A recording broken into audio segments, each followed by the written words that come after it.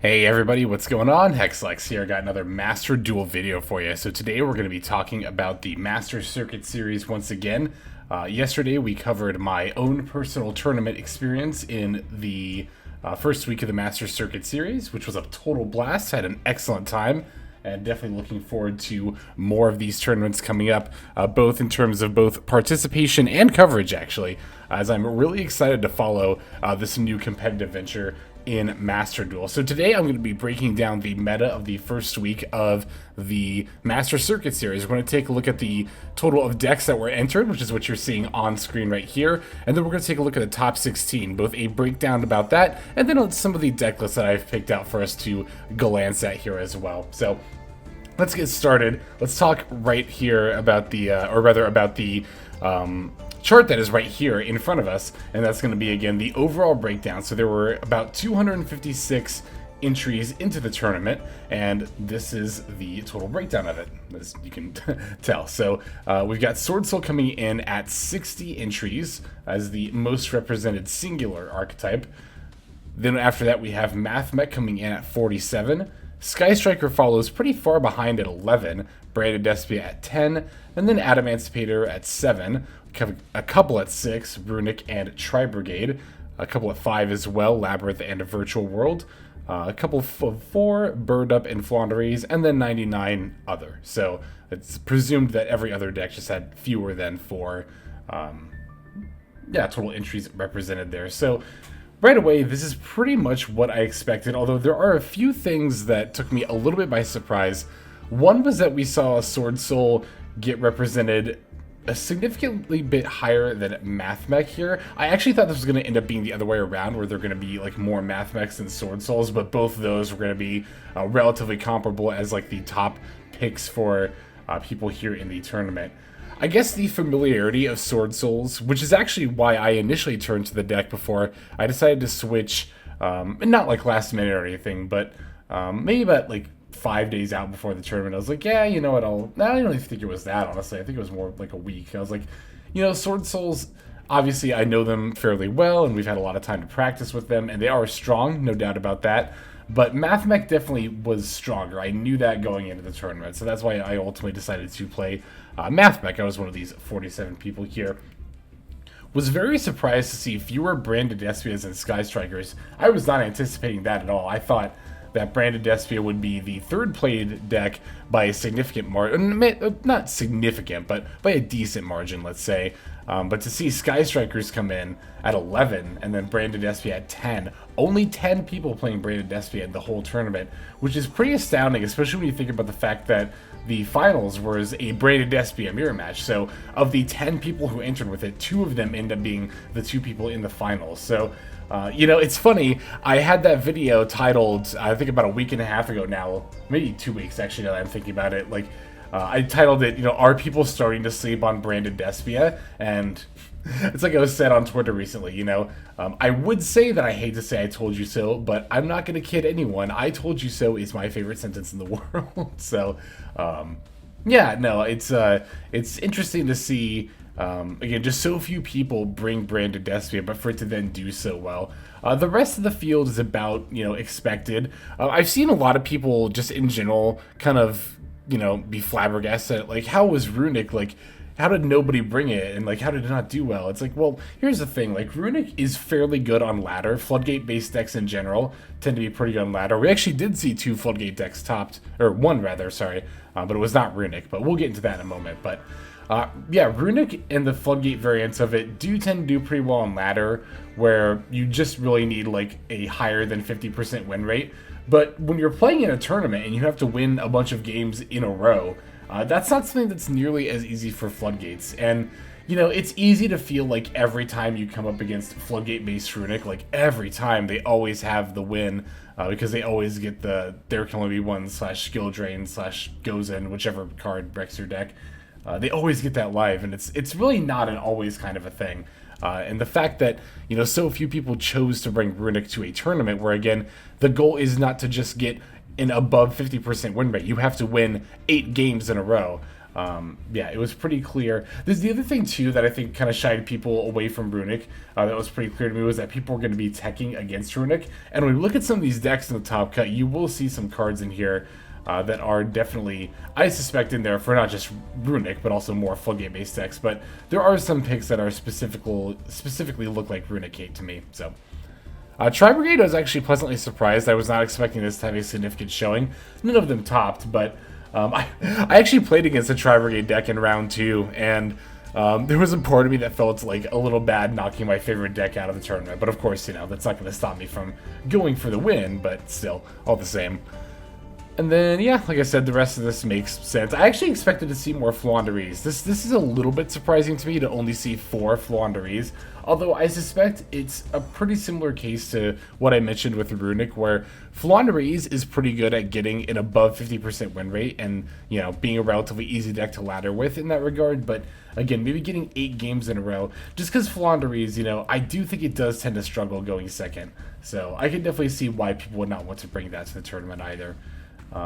Otherwise, you know, with the best of ones being the format that we use during Swiss, the top 16 as a result is a relatively good indication of, you know, decks that are going to be powerful for ranked ladder as well, which best of one, you know, being the ranked ladder system is what I tend to focus on. So that is a bit of what drew me to this tournament as well, that it was best of 1 Swiss and then best of 3 top 16 cut. So speaking of that top 16 cut, let's go ahead and switch over to the breakdown for that here. So I've got that posted right up here on the screen. So we had 5 Mathmech decks that end up in the top 16, 2 Sword Sultani, 2 Branded Despia, 2 Adamancipator, 2 At Ignister, 1 Marinesis, 1 Thunder Dragon, was a branded Thunder Dragon, and then 1 Subterror. So right away, we're seeing a pretty expected conversion rate for Mathmech into the top 16. It had, what, 47 entries, so about 50, and then 5 to the top 16. For a tier 1 deck, about a 10%, actually a little better than a 10% conversion rate. That makes sense. That's definitely what we expect to see. Sword Sultani, on the other hand, that was rough. Only 2 Sword Sultani decks in the top 16, and that is out of 60 entries, as opposed to Mathmech's you know, about 10% or a little bit above 10% conversion rate. That for Sword Sultani is like, what, 3 and some change percent conversion rate? Definitely much worse. But speaking of good conversion rates, Branded Despia, again, 2 of them in the top 16 when there were only 10. That's 20% right there. And these 2, again, were the decks that end up facing off in the finals. So, yeah, no, Branded Despia definitely had an excellent showing relative to how many, you know, people were playing it. Same with Adamancipator. You know, I don't think we saw Adamancipator. Oh, no, I'm sorry, we did. It was 7 decks, but still 2 out of 7. Also a very good conversion rate. Same with At Ignister. I mean, that didn't even show up in the entries chart. Unless it got grouped in with Mathmech. I know there was an initial breakdown that showed 7 Mathmech, and it counted the 2 At Ignister decks as Mathmech because they played a small Mathmech engine. But anyway, 2 At Ignister, and then the Marinesis of Thunder Dragon. Like I said, the Thunder Dragon was branded. The branded Thunder Dragon player was actually AR-15, who I played against and lost to in round 7. Very, very good player. I think I mentioned this in my last video, and I actually showed the game. That's right. So if you want to check that game out, I have the replay of it in yesterday's video where I talked about my tournament experience. But I mean, I opened a very good turn 1 circular with Valor Maxi and Ash Blossom in hand, and they still played through all of that on my turn, or on their turn 1 rather, and then just totally beat me. So yeah, very, very good player, very, very good game. And then, yeah, the Subterror was the Floodgate deck that I mentioned. So no Runic in the top 16 cut, but we did see Subterror coming in as the Floodgate deck of choice. So yeah, again, I just think very interesting conversion rates for particularly Branded Despia and Sword Sultani. Mathmech, again, was pretty expected.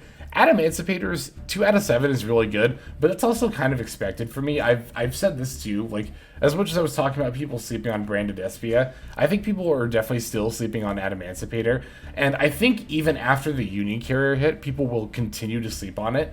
To be fair, that plus the grass plus the Block Dragon hits are pretty significant for Adamancipator, but I still don't think that's all enough to kill the deck. I mean, yes, Union Carrier is another way to search Block Dragon, and that's gone now, but I don't know, at least in my experience playing Adamantipator, I very rarely need to rely on Union Carrier specifically to get Block Dragon. It's like usually if you can make Union Carrier, you can probably just make the Gallant Granite instead. So I would expect to see more Adamantipator even after this banless spanning Union Carrier. And yeah, so even though 2 out of 7, like I said, is pretty good, it's not too surprising to me.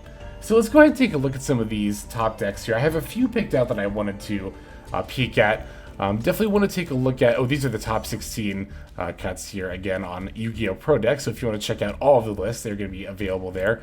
But I wanted to look at definitely the 2 branded Despia lists. So this one is going to be from Tyrese. So this was the first place deck from Tyrese, which is a very interesting build. I think the main deck Kaijus were pretty solid calls, especially given how well Adagnister ended up doing.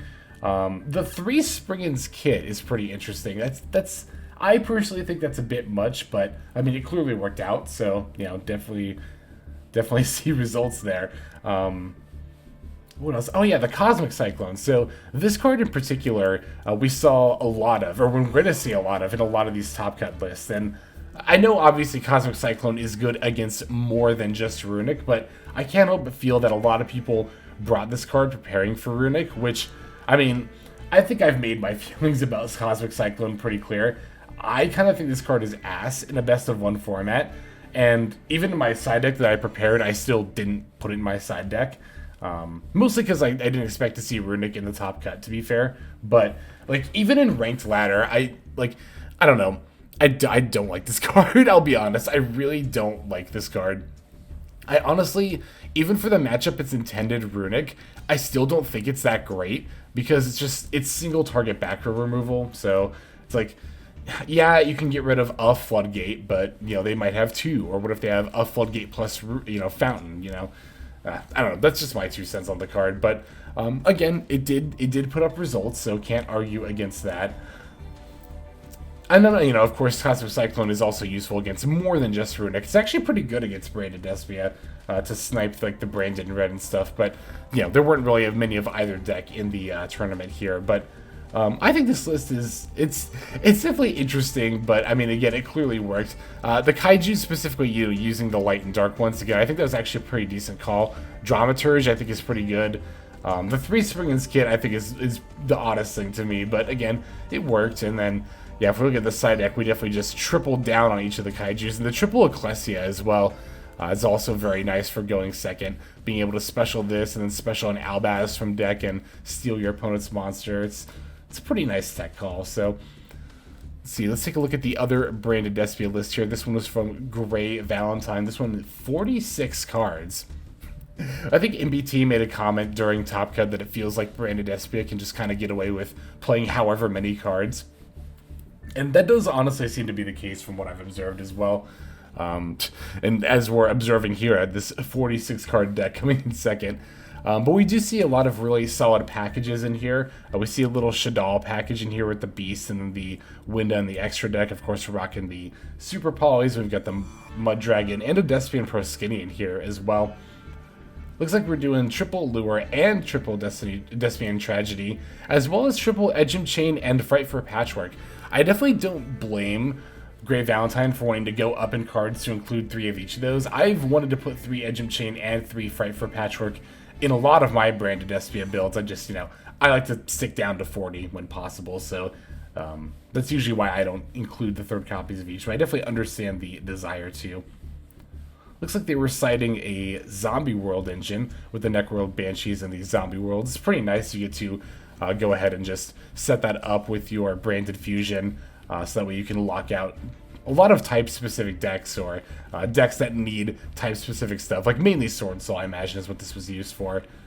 Got a bunch of board breakers here, as well as the super poly targets, the Draco Dragon. I can never say this card's name. Dragon Necro Nether Soul Dragon. It's a really weird name, but yeah, citing these make for great super poly targets under Zombie World, and then for Adagnister we have and not even just Adagnister, but also just for Mathmech, there is the Earth Golem Adagnister as well as another super poly target. So yeah, pretty cool build, pretty solid.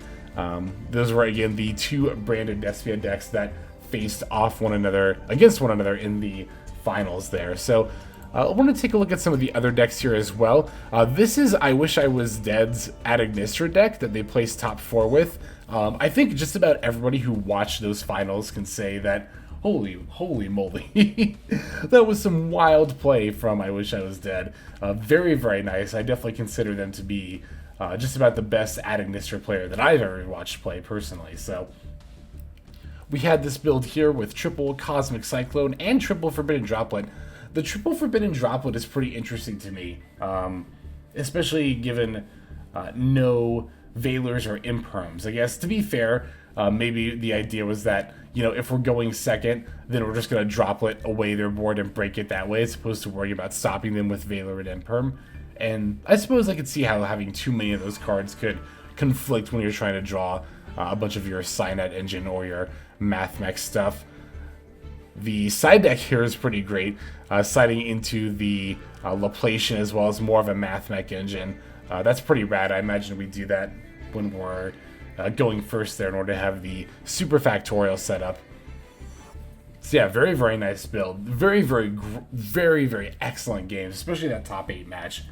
Again, I think everyone who was there to watch I Wish I Was Dead can attest that it was some excellent gameplay using the Ad Ignister deck from them. And even if you weren't around to watch the stream, the VOD is available on MBT's channel, so definitely feel free to go check that out if you want to see some great gameplay. Let's see, Marinesis. This was another deck a lot of people were interested in. Mofro brought Marinesis and took it to the top 8 as a last farewell to Senor Toad here. As yes, Totally Awesome is now banned. And then that doesn't kill Marinesis by any means. I personally have never even played, I've never seen Marinesis play a Toad personally. I don't play the deck, but having played against it quite a bit, yeah, I've never seen them make a Toad, so the deck's not like dead or anything, but it is definitely a fairly significant hit. Once again, we're seeing Cosmic Cyclones in the main, definitely a recurring trend, which, to be fair, it seems to have worked out by and large, despite there not being a lot of runics, but whether that is because of the tech itself or just because so many people were using it, who can really say personally? Or I can't really say personally, who can say? In any case, yeah, no, I can't speak too much about Marinesis because I've never played them myself, but this looks like a relatively standard build, teching the Ghost spells, I imagine, for Mathmech, and then, of course, the Cosmic Cyclones as well. Sideboards, we're seeing the token collectors for Sword Soul, we're seeing Twin Twister. Yeah, this seems pretty par for the course, but still really cool, taking Marinesis all the way to top 8.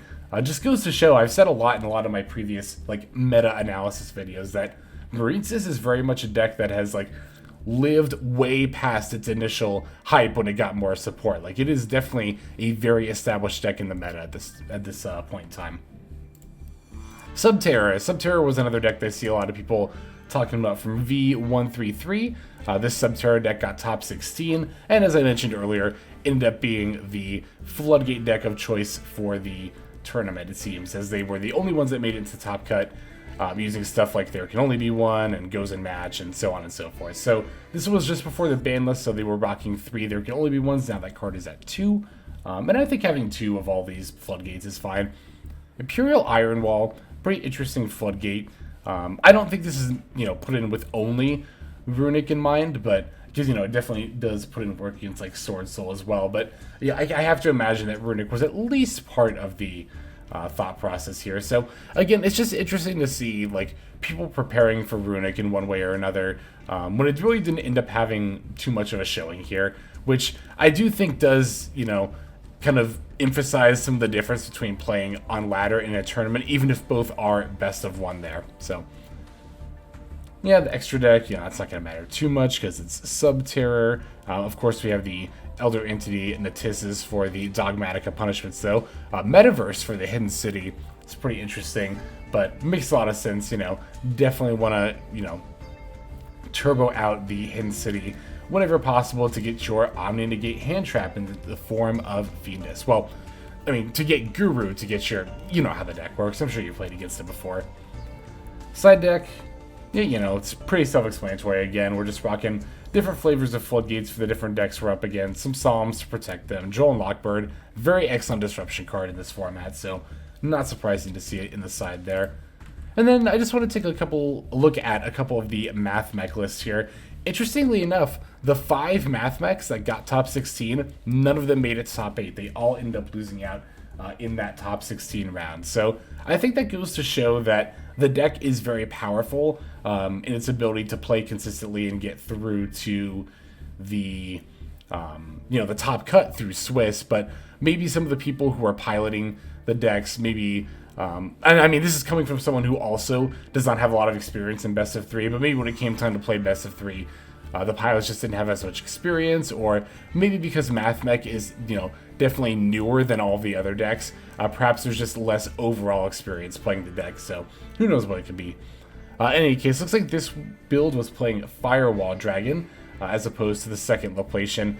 The second Laplacian seems to be the closest thing to a flex spot in this extra deck. I mean, this extra deck is very, very tight. I mean, this is definitely one of those decks, I've said it before, where we would love it if we could play 20 extra deck cards in Mathmech. That would be a huge help. Like, there's actually a lot featured here that I would really like to play in a lot of my builds, like Almirage. Almirage is one of the bigger ones, being able to normal summon this and then link it away, or normal summon rather, like something like a Ghost Spell or a Max C, link it away into Almirage and then go into Parallel Exceed is huge.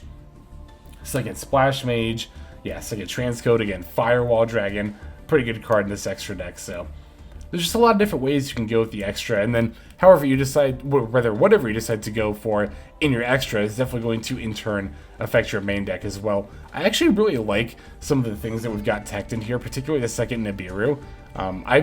I've been kind of on the fence about playing 2 Nibiru in some of my decks, so I can definitely see the appeal of it here, again with Mathmech being so big.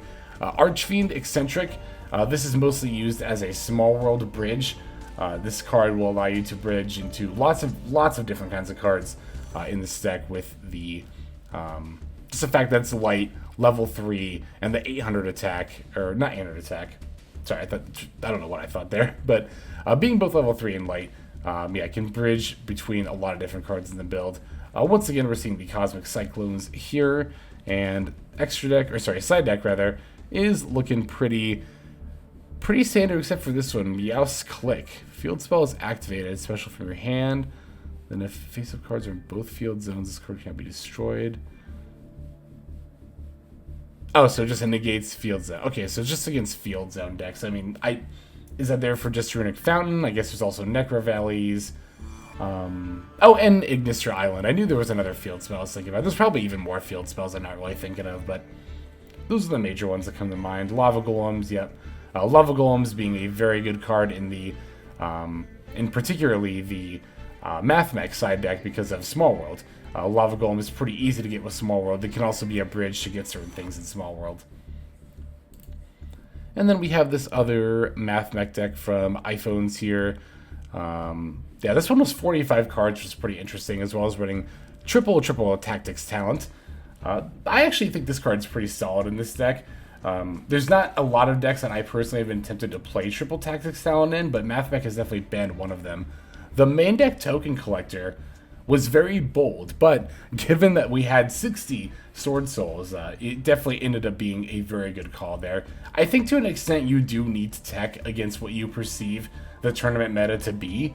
So the main deck Token Collector was very likely, something for that. And, to be fair, this card actually does have applications in other matchups.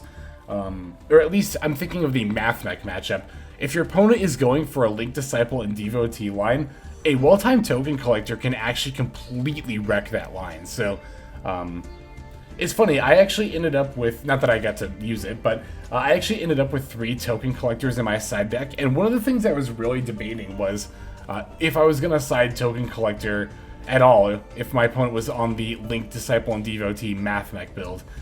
I never actually came to a huge, a conclusive decision on that. I was kind of on the fence of maybe considering it if I was going second, but yeah, I don't know. It's just something to think about for sure. And then again, we're seeing triple Cosmic Cyclone, which, again, I think was a perceived tech against Runic, but we just didn't see a lot of Runic. I really hope I'm not missing something with this whole Cosmic Cyclone thing. I very easily could be, and then I'll just kind of sound like a jackass in this whole video, but Again, clearly Cosmic Cyclone ended up working out because it was in so many of the top cut decks. I'm not saying it's a bad card to play in general. I just personally am not a huge fan of it, but that's just my 2 cents there. So, yeah, I think that's about all I've got to say for this video. Yeah, I think that's about it. So, guys, thank you so much for watching all the way to the very end. I very much appreciate that. And thank you for watching my continued coverage of the Master Circuit series. Like I've said many, many times now, I am hugely into this. This has definitely reignited a lot of the competitive passion that I used to feel for Yu-Gi-Oh! When I played in tournaments in the paper TCG. So, just a hugely, hugely cool opportunity that we've got here with this series. But without further ado, now let's go ahead and move on to our outro. Alright everybody, thank you so much for watching all the way to the very end of the video like this. That means a whole lot to me. Not just personally, but it's also a great way of supporting the channel as well. If you're interested in supporting the channel in other means, you can of course feel free to comment and or subscribe right here on YouTube. I'm always looking to the comments section. You guys leave some pretty awesome feedback as far as like constructive criticism goes when it comes to deck building, gameplay, channel content, all that stuff. So feel free to leave your opinion down there. I will be sure to take a look at that there. And then subscribing is going to be the best way to get notifications of when these videos drop. That does happen every day, by the way, so if you're looking for daily Master Duel content, you've come to the right place. And there are more places where you can get some daily Master Duel content. If you check out the description below, follow the top link over to my Patreon page. There for just $5 a month, which is as much as you pay for a booster pack. You'll find a lot more value than a pack full of filler over there. We've got some previews for content upcoming here on the channel. We've got some exclusive games that are only posted over on Patreon over there. We've got some Q&As, and then you can also have your name featured in this lovely credit sequence where I thank all of the people who are helping contribute over there on Patreon. It's a huge support to the channel, and it really means a lot as well. So thank you everyone who is donating that is featured here on screen. And again, you know, it's not just a pure donation. You do get some more daily Master Duel content over there just for being a part of the Patreon. But I think that's about all the time that I have for today's video. Once again, I just want to thank you so very much for sticking all the way to the end of the video. Again, it just means a lot, as I do put a decent amount of work into getting these videos out every single day. But that's about all the time that I've got for now. So without further ado, this is XLex. I'm signing out, and I hope you have a fantastic day.